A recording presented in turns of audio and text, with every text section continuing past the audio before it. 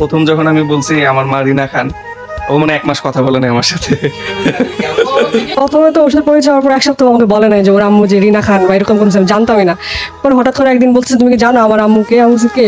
বলে রিনা খান। আমি বলছি রিনা খান? আমি ভাবছি যে সিনেমাতে ভালো ক্যারেক্টার যে করে, ভালো আমার অভিনয়, আমি উনি হয়তো বা উনি রিনা খান হতে হবে। পরে আমি আমার আম্মুকে কল দিয়েছি, যে বললাম যে আমার রিনা খানকে। বললেন আমার রিনা খানকে তুমি চিনো না? ওই দরজা শাশুড়ি অভিনয় করে, উনি রিনা খান। পরে তখন তো ওরকম নেট ইন্টারনেটের সিস্টেমটা ছিল না যে নেটে গিয়ে দেখবে রিনা খানটাকে। পরে কোনো রকম মানে আম্মু পরে আমার একটা ইয়া দেয় যে তুমি এটা এই সিনেমাটা দেখো, দেখলে বুঝবে রিনা খানকে। ওইটা দেখার পর তো আমি বুঝতে পারছি আসলে রিনা খানকে।